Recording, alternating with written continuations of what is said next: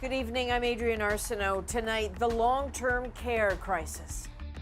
Makes me wonder why it's been allowed to go on so long. A CBC Marketplace investigation uncovers a disturbing connection in homes with deadly outbreaks. And I did not expect this at all. The devastating side effects for residents and families. I'm Andrew Chang. Also tonight, George Floyd laid to rest. There are people rising up that will never sit down until you get justice. The emotional calls for justice and for lasting change from Houston and beyond. We're not looking at punishing people who made honest mistakes. But those who cheated to get emergency help could be looking at hefty fines, even jail time. And back on the field in Quebec. I just want to play soccer. It doesn't matter if we have to wash our hands every 5 seconds. What team sports could look like in COVID times.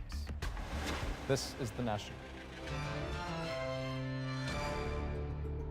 For all the ways COVID-19 has affected Canadians, we know it has devastated one group in particular, residents of long-term care homes. Right now, in Ontario alone, 73 homes have outbreaks. More than 1,700 residents have died. And tonight, we're learning what links some of the homes that have been hardest hit. First up, how they're set up, often with an older layout, putting 4 residents in a single room. That's a problem for infection control. Another link, who's running them? Many times, it's for-profit companies. David Common explains why, despite some new safety standards being put in place 2 decades ago, some facilities still haven't done the renovations. When COVID struck the nursing home where Dillis Patterson's mom lived, she pulled her out fast, fearing how quickly the virus would spread in a tight room Joan shared with 3 others. It just seemed like it'd be impossible to control that infection. It was. 67 residents have now died at the home, and data analyzed by CBC Marketplace reveals how the buildings themselves may be connected to how deadly an outbreak becomes. 22 years ago, Ontario mandated new nursing home rooms house no more than 2 people, in large part to control infection. Everything from visitors to privacy curtains can spread viruses. But rooms that already had more than 2 beds have been long grandfathered in place. So now, about a third of Ontario's beds only meet a nearly 50-year-old standard. It is in those facilities where 57% of the deaths have occurred. Older buildings have a higher death toll, the vast majority of which are owned by for-profit companies. An association representing them says there is insufficient funding from government for renovations. But elder advocate Jane Meadis points out not-for-profit homes have upgraded faster than homes run by for-profit groups. And frankly, there's no impetus for the homes to rebuild. They are full. They don't have to change in order to keep full. Makes me wonder why it's been allowed to go on so long. Dillis is now looking for a new home for her mom and has no interest in a 4-person room this time. So, David, if families want rooms with fewer people, why haven't there been more renovations? Well, the homes don't have to pay for renovations in order to fill those beds. There's 37,000 people, Adrian, who are on a waiting list in this province alone to get into a nursing home. Families often desperate to get at one of those beds, even if it means going into a 4-person room. And remember, the rules say you haven't been able to build a new home like that for a couple of decades with multiple people, 4 people to a room. But if those already exist, well, that's okay. Take Camilla Care, this nursing home right here, plenty of multiple resident rooms. And tragically, Adrian, 1 in 3 of the residents here has died. All right, David Common, thank you so much. Now, along with so many deaths, COVID has also brought chaos to many long-term care homes. Staff falling ill, loved ones locked out, and now some left with questions about care. Chris Glover has the story of one resident who died, not from the virus, but from a lack of nourishment. This is how Pietro Brucoleri's family says they last saw him at his nursing home. We left him 3 months ago, plump and rosy in the cheeks. As COVID ravished Woodbridge Vista Care community, the nursing home was put in lockdown. Brucolari's family could no longer help support him, but consistently were told the 82-year-old with advanced dementia tested negative for the virus and was doing fine. Suddenly, May 29th, they got a call he was dying. We knew that one day this would happen, but not in this care. I did not expect this at all. A coroner's report lists his cause of death as inanition, which means exhaustion caused by lack of nourishment. This was Mommy's birthday. When they got to say goodbye, his daughters say his gaunt, cold body lay in a stiflingly hot room. Very heartbreaking, devastated, disgusted. We did not expect the neglect. A Toronto geriatrician says malnutrition is a common ending for dementia patients, but suspects the coroner used the rare phrase inanition for emphasis. When they looked at the body, that they were struck by how malnourished it looked. That would be my guess. 23 residents at the home have died from COVID-19. The province has seized control and the army's been called in to help. The home's operator won't comment on Brucolari's case, but in a statement said, "We are closely monitoring all residents and continue to provide supports." I feel like we failed him. Compounding their grief, the Brucolaris almost removed their dad in April, but the home assured them he was safe. Our father is gone, but I will keep fighting for him and all those beautiful people in that home. Chris Glover, CBC News, Toronto. Deaths in long-term care are a major factor in a terrible milestone reached today in Quebec. It has recorded more than 5,000 deaths from COVID-19. 90% were in the province's care homes. Premier François Legault apologized and pledged to do better.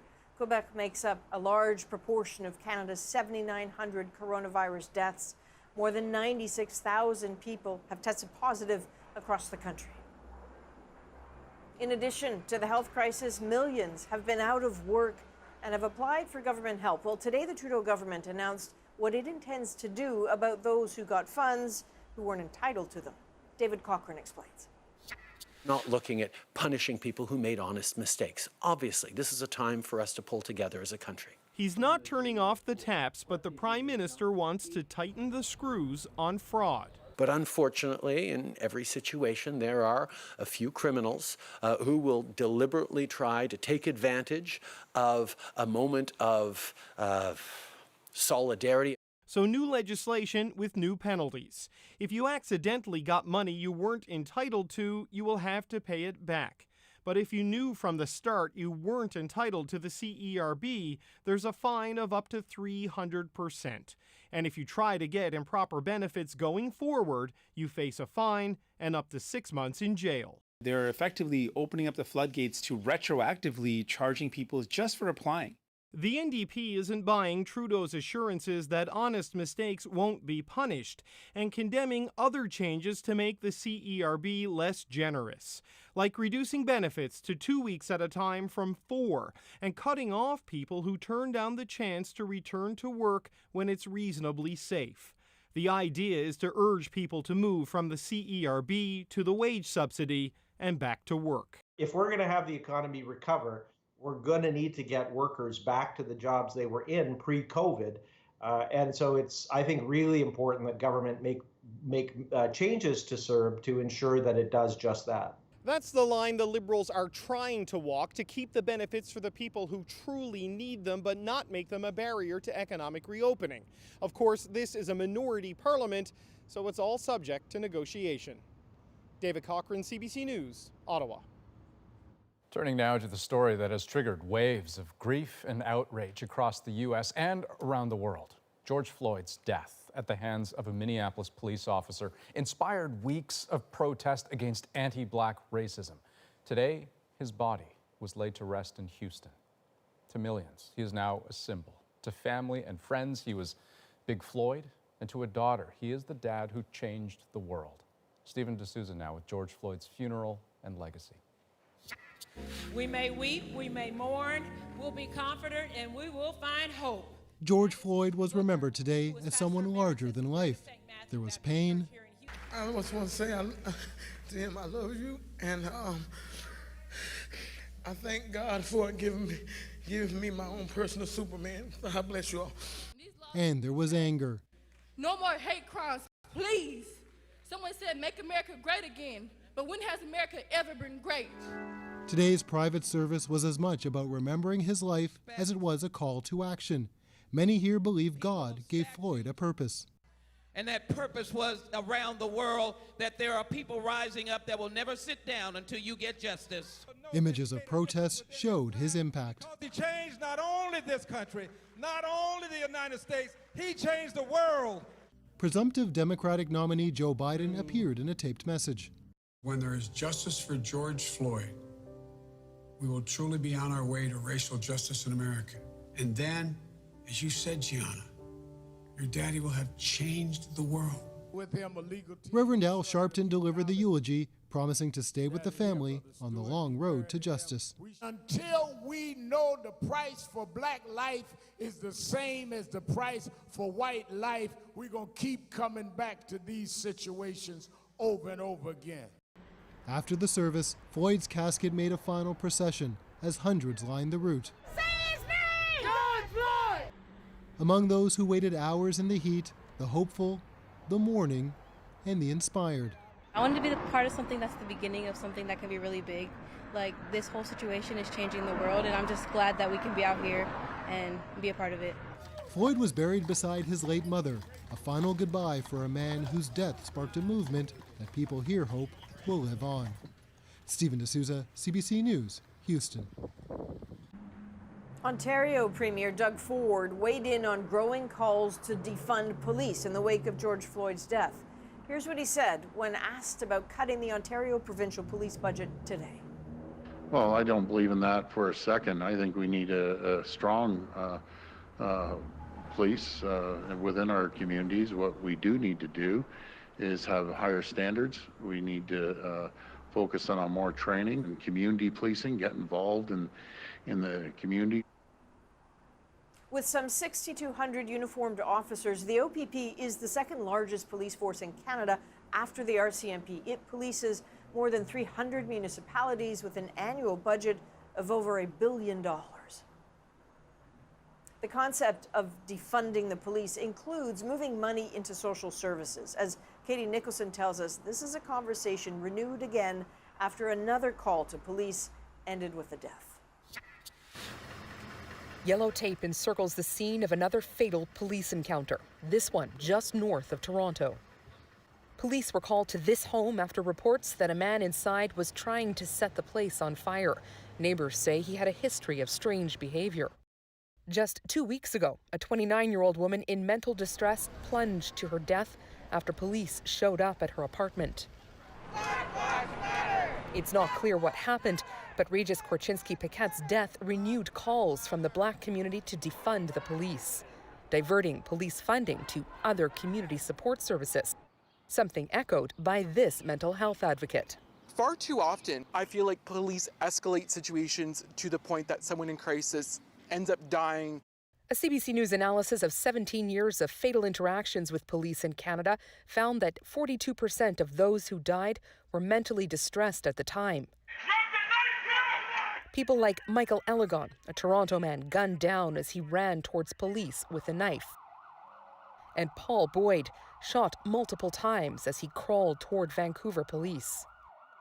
Arthur Gallant has been apprehended by police multiple times when he has been in mental crisis. I feel like a criminal. I believe police interacting with someone who's in crisis is essentially criminalizing mental health. The head of Hamilton's innovative crisis response programs says police are a key part of what they do. It routinely pairs specially trained police with mental health workers. It would be unsafe, frankly, to send mental health workers on their own to a 911 call. The Canadian Mental Health Association agrees. I don't think it's an us and them, and I really would like to think of it in the context of the individual who's in crisis and what do they need. The answer, she says, more, not less money for police training, and more for mental health services, so fewer people end up even needing police intervention in the first place. Katie Nicholson, CBC News, Toronto. CBC News journalist Wendy Mesley, formerly a host on this program, is off the air tonight, pending an internal investigation. As Eli Glasner explains, it stems from a word she said in an editorial meeting, one she says she should never have used. Black journalists once again find themselves in a familiar and frustrating position. It's a show that bears her name, but this past Sunday, The Weekly with Wendy Mesley was without its host. Mesley was off the air after what the CBC calls an incident. On Twitter today, Mesley said, "In the context of an editorial discussion about current issues regarding race, I used a word that should never be used." She wrote, "I was quoting a journalist we were intending to interview. I hurt people, and I'm deeply sorry. I'm also deeply ashamed." Both the CBC and Mesley declined on-camera interviews. CBC said in a statement she is off-air pending an investigation. Mesley says she's been asked to keep the process confidential. I'm not sure why it is that after all these years, white journalists can't figure out there are just some words that you don't say in front of people. Andre Demise is a contributing editor at Maclean's magazine. He says this is part of a larger issue of systemic racism in journalism, pointing to a series of missteps this week at CBC, including the airing of a video that focused on the police's perspective and, due to a technical error, omitted the final moments when the vehicle drove into protesters. The footage we broadcast did not meet CBC's journalistic standards. Admit you've got a problem. There, in our national broadcaster, there's a commitment to diversity, but there is no conversation around who makes the news, who's in front of the camera, who's behind the cameras. Yesterday, CBC News' editor-in-chief outlined the steps it's taking, including half of new hires from underrepresented equity groups, training editorial teams to be more inclusive in guest selection, and unconscious bias training. We've been having the same conversation since 2000. But Demise is tired of waiting. I can't even tell you the amount of panels that I've been invited to or the amount of discussions that I've been asked to take part in, where we do explore things like unconscious bias training, which is to me just an utter crock, where we do talk about having new hires come in from underrepresented communities. But the problem is when you bring those hires in, there's a bulwark. They don't get far in the workplace. Thanks so much. It's not clear how long the investigation will take or when Mesley could be back on air. Eli Glasner, CBC News, Toronto. Some other stories we're watching across Canada tonight. Nova Scotia RCMPs say a woman was attacked and killed by her own dog on a walk this morning. A passing jogger discovered her body along with the dog. He seemed kind of nice. Like he didn't want to hurt me, but he knew that there was something wrong. The dog, described as a large pit bull, ran off but was later struck and killed by a passing car. And the wayward humpback whale that's fascinated Montrealers for over a week appears to have died. A whale carcass was found floating in the St. Lawrence River east of the city this morning. Officials believed it's the same humpback. Fisheries and Oceans Canada say they are now trying to move the whale to a shore as delicately as possible to perform a necropsy. Went to bed, it's raining. We got up in the morning, everything's underwater out there. And half a dozen homes in southeastern Manitoba have been evacuated after 3 days of heavy rain led to some flooding. At least one municipality has declared a state of local emergency. Meanwhile, some 70 people are now returning to their homes in northern Alberta after floodwaters forced them out on Sunday night. Well, kids can now head back to the sports field in Quebec with a few new rules. I just want to play soccer. It doesn't matter if we have to wash our hands every 5 seconds. Next on The National, the new game plan for outdoor team sports.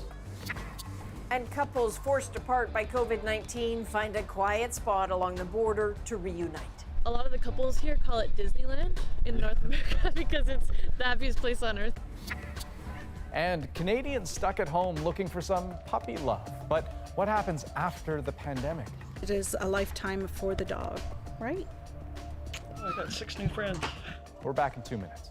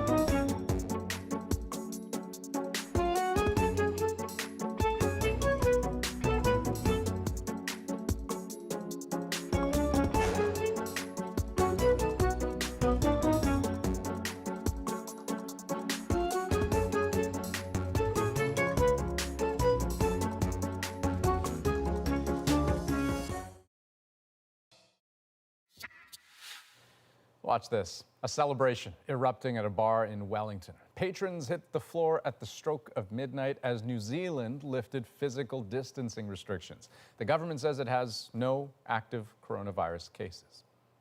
Here in Canada, some welcome news for Albertans today. The Premier says the entire province is ready to enter phase 2 of its relaunch strategy. The deep economic and fiscal wounds will take some time to heal. But though we were bent, we have not been broken. Jason Kenney says the province has come through the pandemic better than most, and this Friday it will allow more businesses and services to reopen with restrictions. Among them, libraries, places of worship, movie theaters, and team sports for up to 50 players. Some places can open earlier than expected as well, like arcades, gyms, and swimming pools. Now, Ontario announced today daycares will be allowed to reopen Friday. I want parents to know we will take every measure necessary to keep the kids and the staff safe and healthy. But among new restrictions, children and staff will be limited to groups of 10 or fewer. Everyone must be screened daily for COVID symptoms. Centers will be thoroughly cleaned throughout the day, and toys that could spread germs will be removed. There's some good news for parents in Quebec, too. Outdoor sports teams can begin practicing again, but as Alison Northcott explains, they have to follow some new rules on the pitch.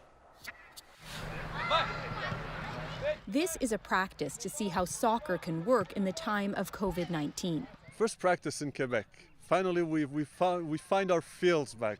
But it won't be like seasons past.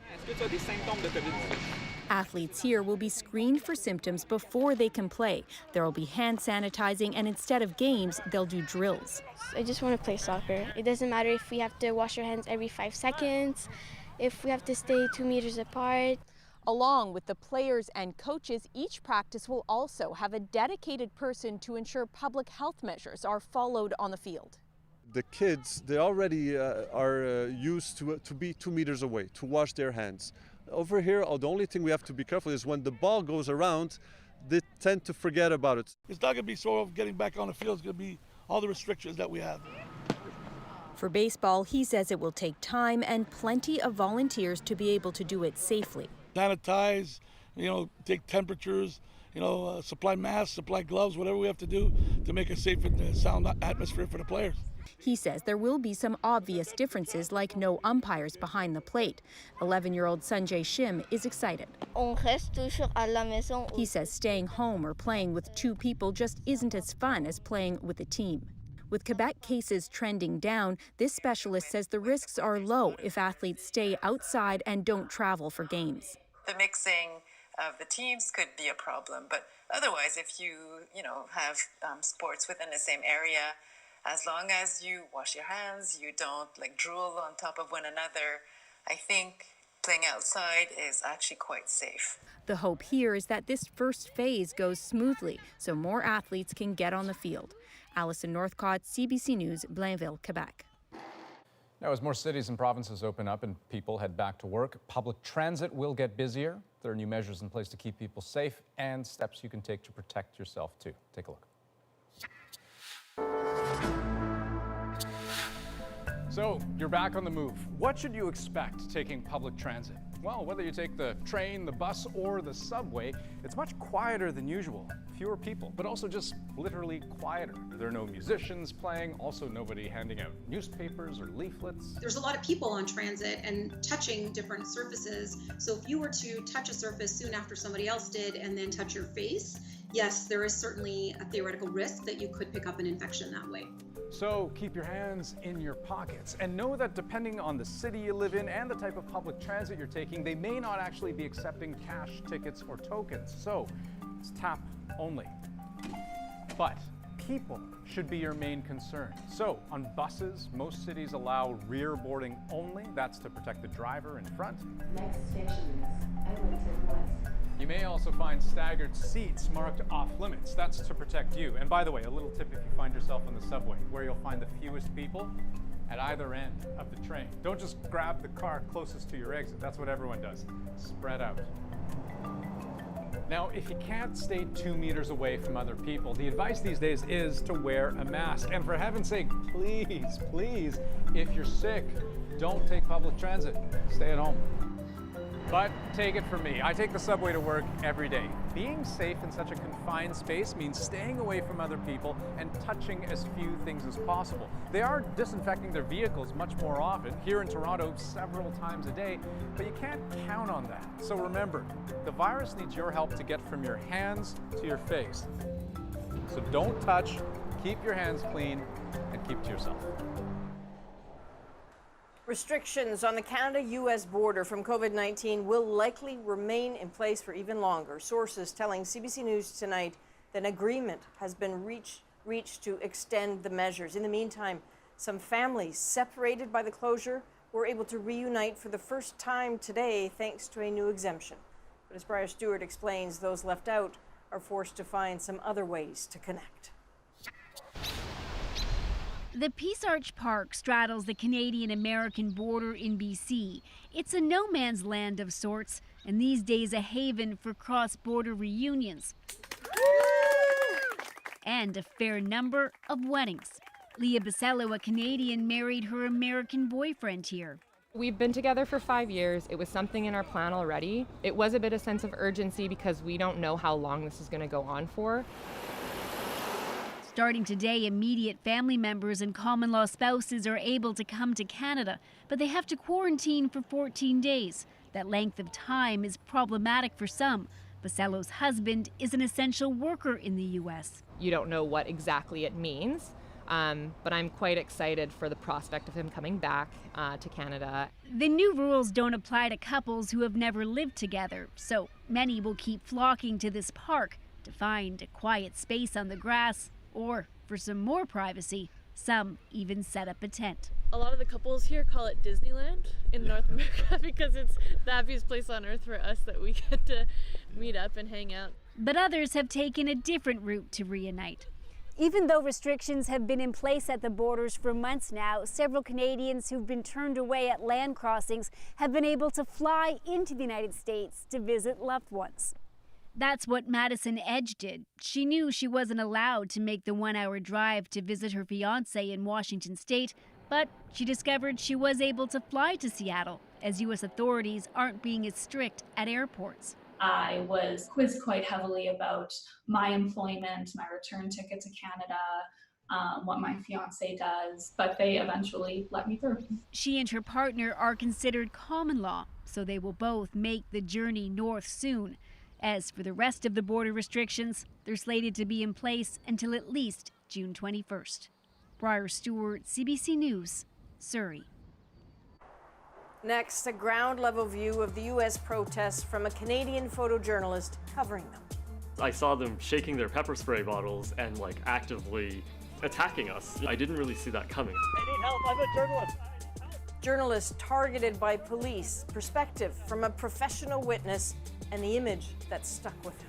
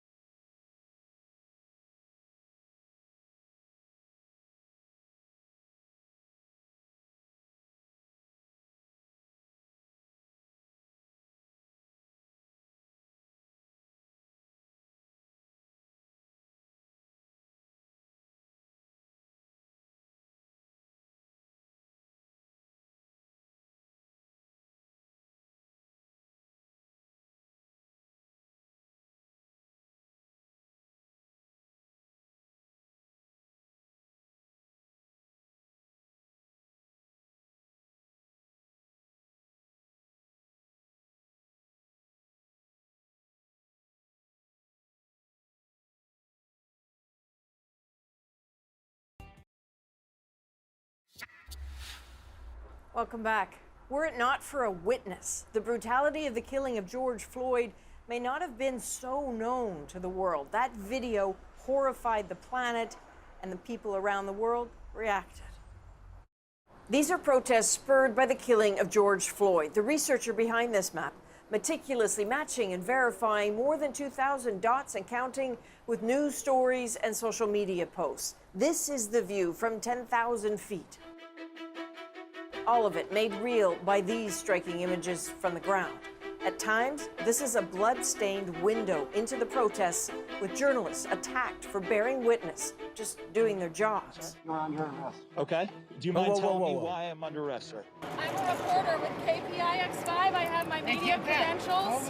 From arrest to violence. Oh. Whoa! It's added up. The American-based Freedom of the Press Foundation found in just under 2 weeks, there were more than 380 violations against journalists in the United States. That's more than double the accounts in all of last year. So that is the kind of violence Canadian journalist Ed Wu knows. He's captured uprisings around the world, but covering these protests in a country he perhaps thought better of in terms of press freedom, well, that's come at a heavy cost. Please disperse or you will be arrested. I'm Ed O. I've been a journalist for almost 15 years now, and I've covered protest movements all across the world. Being in the memorial in the place where George Floyd was killed feels a lot like, Tahrir Square during Egypt during the Arab Spring, or Gezi Park in Turkey. The physical space of this memorial and what it represents. Also, people gathering has really given everyone a specific sense of purpose or a specific sense of solidarity in which a lot of protesters are asking for change. People have expressed to me that this is one of the first few times that the media and people are now listening on a wider scale and really paying attention to grievances that have really always existed. This feels to me like kind of an organic, leaderless movement in which the issues are what's at stake. These protests that are happening across this country are speaking to a wider issue that's beyond any one root political cause. I see people from all ages, like old, young, and a lot of different groups. Journalists try to stay as much out of the story as possible. But in this case, our role as journalists is to reveal truths and bear witness, no matter how uncomfortable they are.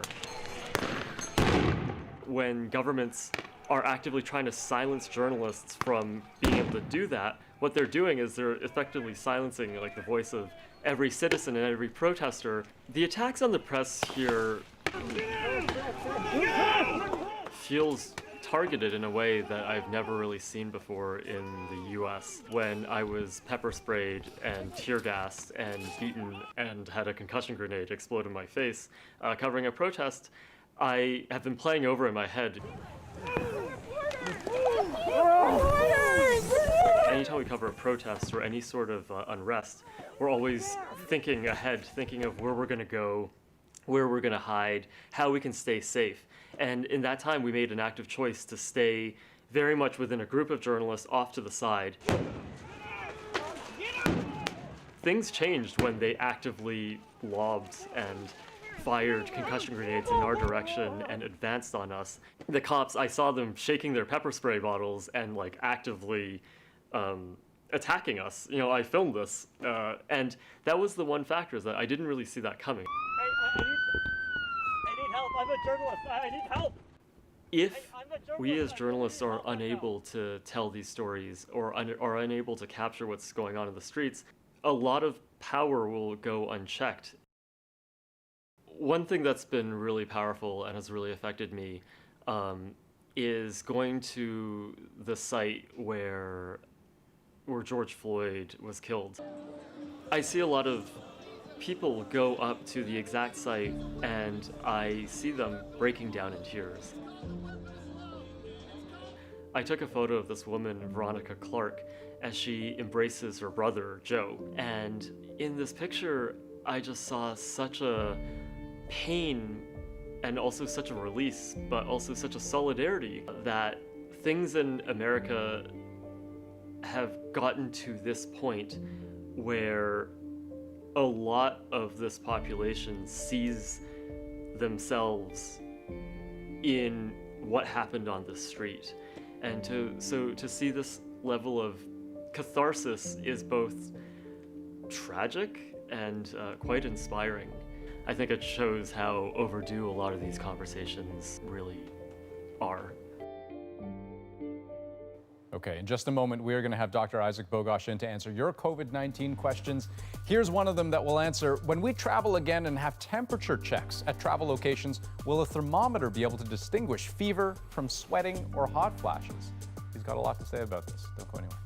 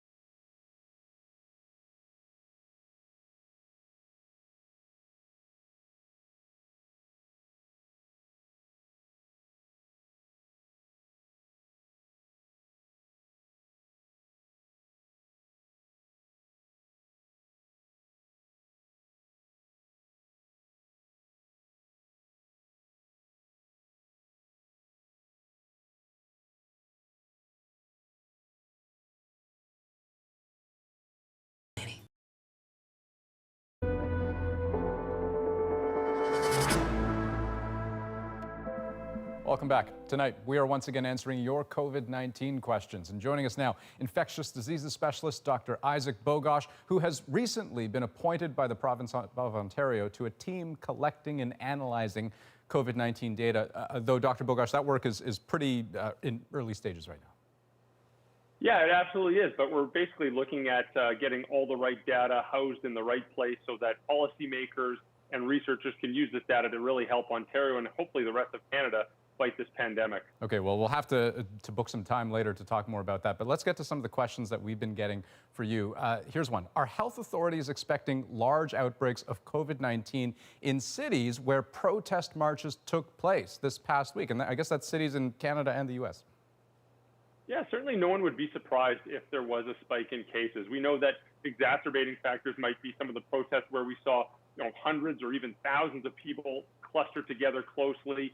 We saw some protests where people weren't wearing masks. and certainly we saw lots of yelling and shouting.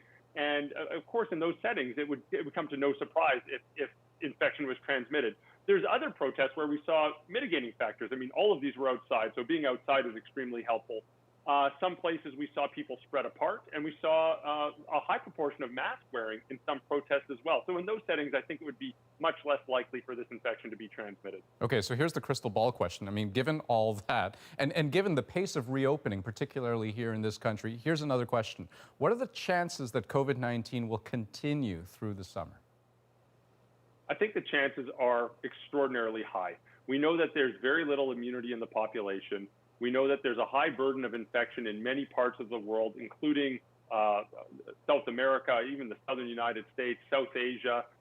We're going to see a lot more COVID-19 throughout the summer. And I know that some people think that the warmer temperatures or the UV rays will help fight this off. But when we see such a high burden of infection globally, I don't think that climate and ultraviolet rays and high temperatures are really going to have much of a factor. If there's a far smaller burden of infection globally, it might play a part, but certainly not where we're at now. So I would expect to see a lot of COVID transmission throughout the summer months. Okay, now you mentioned high temperatures, and here's an interesting twist on that. When we travel again and have temperature checks at travel locations, will a thermometer be able to distinguish fever from sweating or hot flashes? Yeah, in general, it will. I mean, usually people who are, a little sweaty from walking through an airport, or people who are having hot flashes, don't actually mount a true fever, whereas people do mount a true fever in the context of some infection. So it most likely will be able to distinguish between most of those cases. Having said that, when we think about these temperature checks for the utility of detecting COVID-19, it's actually pretty poor. We know many people with COVID-19 infections will not have a fever. And for that to work, you have to have a fever at the right place, at the right time, detected with the right instrument. And in fact, this won't be very useful in detecting COVID-19 infections. A lot of this is optics, unfortunately, but they may catch a case now and again, but it's really not the most effective way to detect cases of COVID-19. All right, very good to talk to you. Thanks for answering all those questions, Dr. Bogosh. Anytime.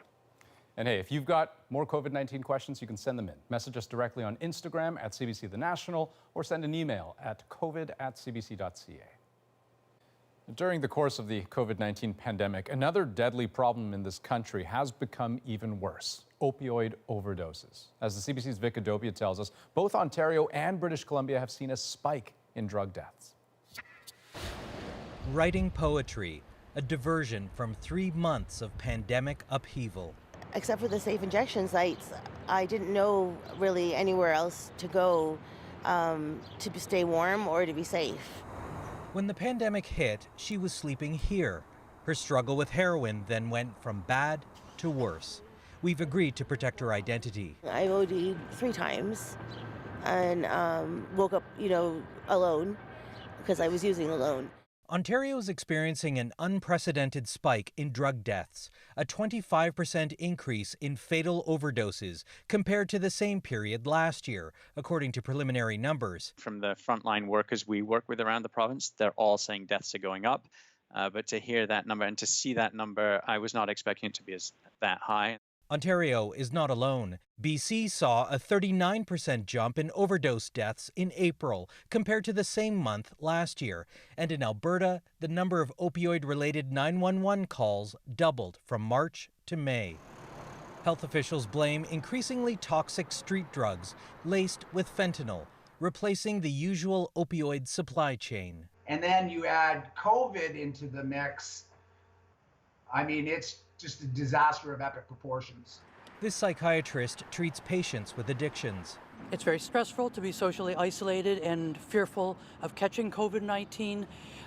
And when people are stressed and anxious, they may use more substances in order to cope. Health Canada has temporarily eased restrictions on medications used to treat addiction. Some doctors are even prescribing opioids to protect their patients from street drugs. She says it's helped her stabilize. She's now in temporary housing, hoping to stay off the street. Vic Adopia, CBC News, Toronto. Time for a quick break, and when we come back, a surge in interest for pandemic companions. I've been breeding for 25 years. I've never seen anything like this before.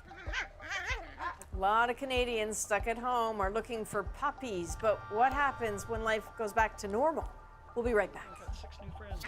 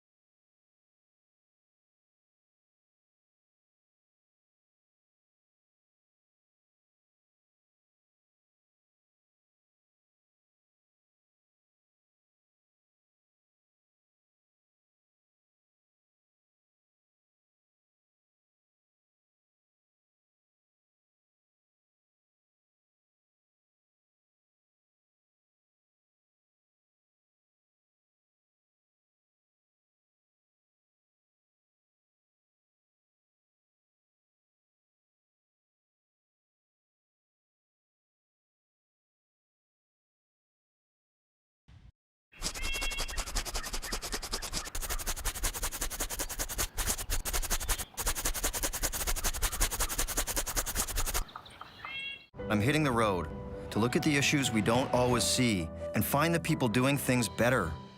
Good People. Start streaming on CBC Gem. I'm Josh Block. Tomorrow on CBC's daily news podcast, Front Burner. As the Black Lives Matter movement shines a light on police brutality, we ask what defunding the police means for Indigenous people in Canada. Subscribe wherever you get your podcasts.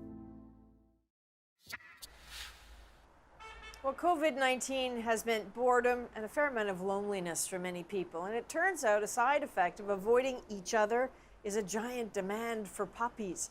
But as breeders and shelters now warn, wanting a furry friend and properly caring for one are two different things. And then there are the scammers. Ellen Morrow looks at the dangers of rushing into puppy love. Puppy love, it turns out, has never been stronger than in the era of COVID. I've been breeding for 25 years. I've never seen anything like this before. Demand for these puppies has quadrupled. Other breeders report the same thing. Fostering and adoptions from shelters are up too. But remember, puppy love isn't a fling. This is not a 2 or 3 month deal. Louise Sutherland worries some aren't thinking about the long-term commitment. I foresee the shelters really starting to overflow when the shininess of a new puppy wears off. This is not a decision that they should make lightly, that it is a lifetime for the dog, right? Scammers have noticed the push for puppies too. Last month, an Ontario police force issued this warning after a rash of fake puppy ads online. Pandemic-fueled loneliness, police say, making some people easy targets. So they send money in order to get a puppy, but they never receive anything. But if you do get a dog now, this trainer says think carefully about life after the pandemic. Are you going to have the time then to take care of these puppies? There's going to be a lot of anxious puppies once we get back to our new normal. For Ashley Salisbury, this was the perfect time, but she has a plan for when she's back at work. I'm really fortunate to have my parents who are retired living just around the corner from me, so I've kind of got a little personal doggy daycare going on. So if you're caught in this canine conundrum, get ready for all the attention a dog will need now and for the next 10 to 15 human years. This is my dream in life. Ellen Morrow, CBC News, Toronto. Next on The National, a bit of luck in the midst of the pandemic. The story of a Yellowknife woman who won big. Our moment is next.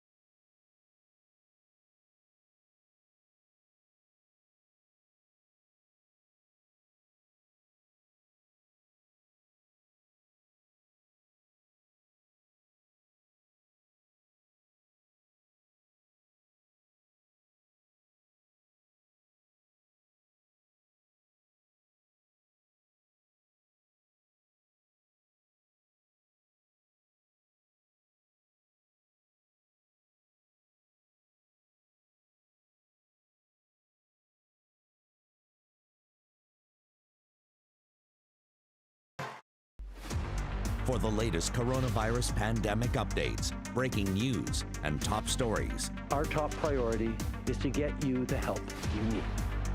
Download the CBC News app now. Laura Tucho is feeling pretty lucky. She's from Yellowknife and recently won a cool $55 million. Yeah, you heard right. It's the largest prize ever won in the Northwest Territories, and the story behind her big win is our moment. I bought a ticket and I won. It was just a routine thing that because of COVID-19, my granddaughter and I would go out in the afternoon. We'll do our little scratches and lotto tickets. The next day, my sister texted me and she said, did you buy a ticket from 7-Eleven? Well, later my granddaughter comes down and she said, it's somebody from Yellowknife that won. So I checked my tickets. The numbers were all the same. And then I asked my granddaughter to check it again and she said, Grandma, the number hasn't changed. I told my family members and they were beside themselves. This feels so good to be talking about a good news story. Our thanks to our colleagues at CBC Radio's Trails and for that interview. And apparently, you know, how did she do it? Not special numbers, a quick pick. And she says that her grandkids thought she'd been hurt because she screamed so loudly. Right. I gotta say, you know, my first reaction whenever I hear these stories about a big lottery win is I worry for them. You know, you always hear stories about things turning out poorly. Careful what you wish for, but I will be cautiously optimistic about this one. That's the National for this June 9th. She's got this. Good night. Good night.